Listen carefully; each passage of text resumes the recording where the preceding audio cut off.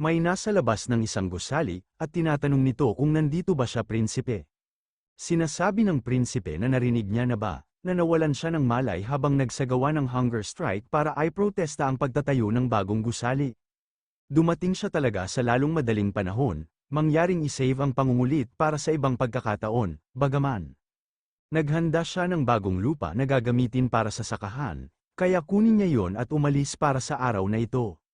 Kung nagpapasalamat siya, ipakita niya ito sa pamamagitan ng hindi pagtrato sa kanya bilang isang prinsipe, sa loob ng isang buwan. Sumang-ayon naman dito ang lalaki at sinasabi nito na ang pangyayaring ito ay talagang isang aksyon na nararapat sa kanyang kaibigan.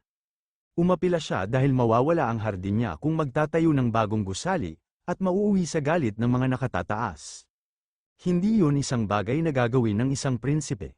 Sinasabi ng prinsipe na ang kanyang pinakadakilang kaibigan, si Han Sokbong, ay nagbuhos ng kanyang dugo, pawis, at luha sa hardin. Dahil ang buhay o pagkamatay ng mga bulaklak ay isang talakayan na direktang nakatali sa estado ng mga pananim ng mga tao, hindi niya matatawag na walang prinsipe ang kanyang pag-uugali. Sinasabi niya sa kanya na ang mahigit 108 beses para sa kanya at hindi man lang makakain ng maayos. At higit pa, kukuliting niya pa siya. Sinasabi ng lalaki na nais niyang ipakita ang kanyang pasasalamat sa pagprotekta sa kanyang mga bulaklak, ngunit hindi niya inaasahan ang ganitong uri ng pabor mula sa iyo, kapag siya ay naging hari. Sinasabi ng prinsipe na tama ang ginagawa niya, at plano niyang tulungan siya dito. Kaya, bakit siya ay hindi, natatakot ba siya na baka kailanganin niyang pamahalaan ang isang mas malaking hardin?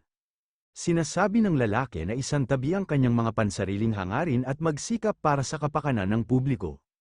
Subukang palakihin at unahin ang kapakanan ng kanyang bansa higit sa lahat. Aalis na siya, napapamura at napapasigaw ang prinsipe, at sinasabi nito na nakalimutan niya na ang pangalan niya dahil matagal niya na siyang tinatawag na prinsipe. Kaya niya siya kinukulit kung kailan dapat magpasalamat siya.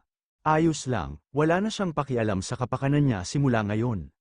Sa Lava Prison, sinasabi ng prinsipe at king na ngayon, ito ay pangako niya. Kaya pinipilit niya ang kanyang sarili na kainin ang kanyang pagkain kahit na hindi niya kaya. Siya lang ang kaibigan niya, na minahal at iginagalang niya, na naging bahagi ng kanyang kalooban simula pa noong siya pa ang prinsipe. Ang kanyang mga basalyo ay galit na galit, at hindi niya na maantala ang kanyang pagbitay. Sorry talaga, Sokbong, sinasabi ni Han Sokbong na eto muna ang hiling niya sa kanya. Magpatuloy sa pagpapatupad. Huwag magkaroon ng anumang matagal na pagsisisi sa isang makasal-anang karapat-dapat sa kamatayan. Galit na galit at sa isip-isip ng hari na lalong tumitindi araw-araw ang pressure para malaman ang kinaroroonan ng gumawa ng Red Phoenix Vow. Ang matuwid na si Sokbong ay laging tinik sa panig ng mga tiwaling opisyal. Kahit na siya mismo ay nagtitiwala sa kanya, pinili ni Sokbong ang katapatan sa isang dayuhan kaysa sa kaligtasan ng kanilang kaharian. Nagbibigay ng katwiran para sa argumento na ang pagbitay sa kanya ay magpapatahimik sa galit ng mga tao. Sinasabi ng hari na nangangako siya, na ililigtas niya ang buhay ni Sua kahit anong mangyari. Kaya't huwag siyang magalit sa kanya kahit na ang kamatayan niya ay malungkot. Sinasabi ni Han Sokbong na gumagawa siya ng desisyon na angkop sa isang hari. Siya na ang bahala kay Sua, at naniniwala siyang gagawin niya na mas matatag ang kaharian na ito kaysa dati. Kaya bakit siya magagalit sa kanya? Sagang, siguraduhin niyang mahaba at malusog ang buhay para hindi na sila magkita sa kabilang buhay. Sa Royal Capital ng Chuo, sa Kars, sinasabi ni Greed na hindi ka panipaniwala. Mas malawak ito kaysa sa Reinhardt, at naglalaman ito ng iba't ibang kultura. At batid ni Muto na ang malawak na Eastern Continent ay may 5 kaharian lamang dito. Siyempre iba ito sa Western Continent. Plano niyang mag-invest sa merkado bago nila makilala ang hari ng Chuo. Siya Greed, anong plano niya? Sinasabi ni Greed na good luck kung gayong. Kailangan niyang maghanap ng tao, nakangiting sinasabi ni Muto na dapat ang ibig niyang sabihin ay ang mga kasamang pinag-usapan ninyo. Tapos, share ba sila sa lot na kinita nila sa pagpunta nila dito? Sa isip-isip ni Muto na inaalok niya siya na mag-search sa kanya ng maraming beses, ngunit tila nag-iingat pa rin siya sa kanya. Sinasabi ni Greed na tama, ito ang kanyang share, hinati niya ito sa 8-2 na ratio. Tinignan na ni Muto ang nakuha nila, at sinasabi nito na patawad, pero pinatay niya ang karamihan sa halimaw. Okay lang na hatiin niya ito ng 9-1, Sinasabi ni Grid na tumulong siya sa mga mersenaryo niya. Kailangan nilang magbahagi ng patas, sa isip-isip ni Muto na ang kanyang pagiging patas ay ang dahilan kung bakit ang mga mahuhusay na tao ay dumadagsa sa kanyang hukbo. Kailangan niyang bisitahin ang kanyang kaharian sa sandaling bumalik siya sa kanlurang kontinente. Sinasabi ni Muto na salamat, mag-ingat siya, at makikipag-ugnayan siya sa kanya mamaya. Sa isip-isip ni Grid na nakabuo siya ng magandang relasyon sa pamamagitan ng pagbabahagi ng lots. Kung si Lowell ito, baka mag-complain na siya, maririnig ang mga usap-usapan ng mga tao, at sinasabi nila na narinig niya ba, bukas na gaganapin ang pagbitay sa Panginoon ng Pangaea. Ang mga opisyal ay humingi ng impormasyon mula sa kanya, ngunit tumanggi siyang ibigay sa kanila ang intel. Binaliwala niya ang request ng Young Bans, nararapat sa kanya ang kamatayan. Pero medyo iba yung narinig niya sa mga relatives niya na nakatira sa Pangaea. Ang paghatol ay ginawa na bahala naman dito si Grid sa mga naririnig nito na usap-usapan, at sa isip-isip nito na nangyari na. Nagpaplanong pa sana siya na mangalap muna ng impormasyon at makipagkita sa hari ng Cho kung hindi iyon lumabas. Kailangan niya siya iligtas ng walang tamang impormasyon ngayon. May tumawag kay Grid at sinasabi nito na Lord Grid, ito pala si Yang Fei, at sinasabi nito na nakumpleto niya na ang koleksyon ng pangkalahatang ideya tungkol sa kaso ng pagbitay sa Panginoon ng Pangaea. Kabilang dito ang pampulitikang sitwasyon sa pagitan ng Cars at sa Young Bans, ang damdaming pampubliko sa mga residente, at ang takbo ng aksyon na isinagawa mula noong pag-akyat ng hari ng Cho. Na-detected ang soccer, nagbibigay ng mas mataas na pagkakataon na tanggapin ang kahilingan ni Yang Fei. Sinasabi ni Grid na nag-alala siya kung nasaan na siya. Siguradong may kakayahan siya, Yang Fei, you are the best. Sinasabi ni Yang Fei na ito ay wala lang, maaari niya na lang siya nagantimpalaan ng 1 oras na masahe. May naghampas ng pinto at sinasabi nito na bukas na ang pagbitay. Ito pala si Sua at sinasabi nito na paano ito mangyayari. Alam ng lahat ang debosyon ng kanyang ama sa kahariang ito. Pero ngayon, pinapatay siya dahil lang sa lumaban siya sa Yangbang, ang Huan Kingdom ay lumalampas sa konsepto ng mga bansa, ito ay ang Divine Realm, ang galit ng mga Yangban, ang mga naninirahan sa gayong kaharian, ay katulad ng makalangit na kaparusahan, may nagsasalita at sinasabi nito na dapat siyang mag-ingat sa mga sinasabi niya. Gayunpaman, hindi siya sang-ayon sa may pagkakasala sa pamamagitan ng pagsasamahan. Ano sa tingin niya? Ito pala si Sam Daso. First-rank Noble of Cho, at batid pa ni Sam na kung ipinangako niya na ipagkakatiwala niya sa kanya ang kanyang kaligtasan, ipapaalam niya sa hari ng Cho ang nakakaawa niyang kwento. Sinasabi ni Sua na palagi na lang niya siya hinahanap-hanap, Lord Sam Daso. Kaya, mangyaring pumasok at hayaan niya siyang makuha ang kanyang biyaya. Nakangiting sinasabi ni Sam na siguradong nasasakal siya sa loob nitong mainit at maliit na kulungan. Kung pipilitin niya, gagawin niya. Sinasabi ni Sua na dapat niyang ilabas ang dila at hatiin ang mga singit ng mga pumayag na patayin ang kanyang ama, upang makilala niya ang kanyang ama sa kabilang buhay ng walang kahihiyan. Ang ibig niyang sabihin, na siya ay labis na nabigo at nalulungkot na wala siya roon para sa mga huling sandali ng kanyang ama. Biglang na lang pinagpawisan si Sam at sa isip-isip nito na I swear, ngayon lang siya nakakita ng demonyo. At sinasabi nito na maaari niyang patuloy na subukan. Magbabago ang lahat sa lalong madaling panahon, sinasabi ni Sua na teka lang. Sa isip-isip ni Sua na hindi na maibabalik ang pagbitay sa kanyang ama. Nagplano siya na tumakas nang magpakita ang mga warden ng anumang pagbukas, ngunit nakita na nila ito. Iyon lang ang pagkakataon niya para iligtas si ama, pero sinayang niya. Sobrang hina niya, walang paraan, kahit ilang beses niya itong isipin. Sa labas ng kulungan, may nagsasalita at tinatanong nito kung ito ba ang pasukan sa kulungan. Ito pala sila Grid, at sinasabi ni Yang Fei na oo, sigurado siya. Natagalan siya upang malaman ang karagdagang impormasyon tungkol sa bilangguan na ito. Ayon sa impormasyon ng kanyang informant, ginawa nilang kulungan ang malaking volcano. At sinabi ng kanyang witness na nakita niya ang mga tauhan na pumasok sa kulungan na nandito. Binuksan na ni Grid ang pasukan, at sinasabi nito na maniniwala siya dahil ito ang kanyang impormasyon. Sinasabi ni Yang Fei na may kokonekta niya siya sa mga suckers.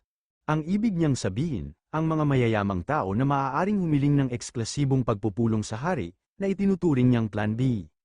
Sinasabi ni Grid na kung direktang kalabanin niya ang hari, malaki ang posibilidad na maging masungit siya. Kailangan niyang iwasan yun kung maaari. Bumubulong si Yang Fei at sinasabi nito na paano kung gawin nila ang plan C. Ang pagpapakain sa kanila ng pagkain ni Aiden, sinasabi ni Greed na ayokong ma-execute agad. Anyways, pwede na silang magpahinga sa isip-isip ni Greed na sa huli. Ang tanging bagay na ito ay ang iligtas si Han Sokbong at ang kanyang anak na babae ng palihim hanggat maaari. Nakababa na si Greed, sinasabi ng system na ikaw ang unang manlalaro na nakadiskubre sa Lava Prison. Ang dami ng experience na makukuha mo mula sa piitan na ito ay tataas sa loob ng 1 linggo. May mas mataas na pagkakataon na malaglag ang isang natatanging item kapag natalo mo ang isang boss monster. Pumasok na si Greed at sinasabi nito na ang init, Warden of the Lave Prison. Type Jiangshi, sa isip-isip ni Greed na ito ay isang warden. Halimaw ang warden, hindi niya alam, ngunit ang pagtalo sa isang halimaw ay mas komportable kaysa sa pagpatay ng mga sundalo. Mabilis niyang tatalunin ang halimaw at hanapin si Han Sokbong at ang kanyang anak na babae. Nilabas na ni Greed ang hammer at sinasabi nito na talunin niya siya, God Hand. Tumama na ito sa halimaw, sumugod na si Greed at sinasabi nito na Mjolnir auto-stun sila, dahil undead sila. Biglang na lang nag-counter-attack ang halimaw, buti na lang nakaiwas si Greed, at nagtataka at sa isip-isip nito na immune sila sa stun. Nilabas na nito ang greatsword at nagpalit na ito ng armor, at sa isip-isip nito na hindi lang yan, hindi man lang physically damaged. Hindi ito makakatulong kung hindi sapat ang artifact. Oras na para sa isang bagong diskarte. Makakalusot siya sa lalong madaling panahon. May nagsasalita sa likod ng pinto at sinasabi nito na oras na, dapat na silang umalis. At nagbukas ito at nabigla naman dito si Han Sokbong. At may nakita siyang 2 halimaw, sa isip-isip ni Han Sokbong na ang mga blood Jiangshi ba na ito, ay ginawa sa pag-aatsara ng mga buhay na tao, sa dugo ng isang dalaga at makamandag na halamang gamot. Nakakakilabot, gusto niyang paniwalaan ang teorya na nangangailangan lamang ng bangkay para gawin ang mga ito. May dumating at sinasabi nito na talian nila ang bilanggo na si Han Sokbong. Ito ay magiging mahirap kung siya ay labis na nasiyahan at nagsimulang kumilos pagkatapos marinig ang mabuting balita. Hinawakan na ng mga halimaw si Han Sokbong sa 2 kamay. Sa isip-isip ni Han Sokbong na ang kanilang mga kamay ay kasing lamig ng yelo. Pero ang mas ikinagulat niya ay, na mayroon silang mga pisikal na kakayahan na higit na nakahihigit sa mga halimaw sa Pangaea, at ang katalinuhan upang isagawa ang mga tagubilin. Bakit may mga ganitong karumal-dumal na bagay, pwede kaya ang mga ganito? Sinasabi ni Sam na ang isang lalaking malapit ng mamatay ay hindi dapat masyadong mag-alala tungkol sa ilang kaina-hinalang halimaw. Gumawa siya ng malaking desisyon dahil naantig siya sa pagmamahal niya sa anak niya. Galit na binabanggit ni Han Sokbong ang pangalan ni Sam Daso. Magtiwala siya kay Lord Sam Daso at sumunod sa kanya habang buhay. Siguro yun ang sasabihin niya sa anak niya, sisiguraduhin niyang aalagaan niya siya ng mabuti. Sumisigaw at sinasabi ni Han Sokbong na alam na nila ng anak niya na corrupt na opisyal siya. Ang lakas ng loob niya na mag-iwan ng ganoong pangungusap. Sinasabi ni Sam Daso na magagamit niya ang hallucination plant sa kanya. Huwag siyang masyadong malungkot, dahil si Sua ay tatawagin ang pangalan niya kapag pinakawalan niya ang kanyang huling hininga. Sa isip-isip ni Han Sokbong na isang hallucination plant. Isang gamot na ganap na nagpapawalang bisa sa ilusyon na pagtutol ng mga tawista. Totoo bang mali ang landas na kanyang kinagisna na magdadala ng kasawian maging sa kinabukasan ng kanyang anak? Sumisigaw at sinasabi ni Han Sokbong na paano niya nagawa ang isang bagay na napakasama. Napakarumi niya, pakawala niya siya, malakas nitong sinigaw ang pangalan ng kanyang anak. May nagsasalita at sinasabi nito na nagsimula na ang epekto ng droga. Buksan niya ang kanyang mga mata, tumatawa ito at binabanggit nito ang pangalan ni Sua. Binuksan ni Sua ang kanyang mga mata at binabanggit nito ang kanyang ama. Pagmulat ng kanyang mga mata, ang ama nito ang kanyang nakita, at sinasabi ng kanyang ama na oo, halos hindi siya nabigyan ng pahintulot para sa isang panghuling pagbisita. Imbes na ama niya, poprotektahan siya ni Lord Sam Daso. Siguraduhin magpasalamat sa kanya at paglingkuran siya sa lahat ng mayroon siya. Sinasabi ni Sua na ngunit siya ay isang kaaway na siniraan siya. Sinasabi ni Han Sokbong na misunderstanding lang yun. Matagal niya na siyang kaibigan, magtiwala lang siya sa kanya. Kalimutan niya na siya at bitawan niya ang kanyang mga espada. At wala nang pananagutan sa Pangaea, Ang kailangan niya lang gawin ay tumutok sa paglilingkod sa kanyang asawa at panganganak para sa pag-angat ng pamilya. Sagutin niya siya ngayon, sino ang magiging protector niya mula ngayon? Napahawak sa ulo si Sua, at sinasabi nito na ang magpoprotekta sa kanya. Biglang nitong naalala si Grid, at biglang may sumisigaw ng magic missile. Napapasigaw na lang ang lalaki, at ito ang tinamaan ng magic missile. Sumisigaw at tinatanong ni Sua kung sinong nang ahas na saktan ng kanyang ama. Lumabas si Grid, at nagpakita ito kay Sua, nakilala naman ito ni Sua at sinasabi nito na Lord Grid. Sinasabi ni Sokbong na Sua, isang intruder, patayin niya siya ngayon. Biglang na lang napatingin si Sua sa ama nito, at bigla na lang nito sinuntok, at sinasabi nito na walang paraan na kakalabanin ng kanyang ama si Grid. Hindi siya makapaniwalang muntik na siyang mahulog sa hamak na hallucination na ito. Dapat niyang iulat ang kanyang napagdaanan at humingi ng kasagutan muli. Umalis na sila, at iligtas nila ang kanyang ama. May nagsasalita at sinasabi nito na ito ay ulat mula sa hari ng Cho. Pinapatay niya si Han Sokbong, na itinatago ang kinaroroonan ng creator ng Red Phoenix Bow. Gusto niyang pigilan ang galit nila sa ganitong kababang buhay. Sinasabi niya sa kanila, dapat si Pagma ang lumikha nito.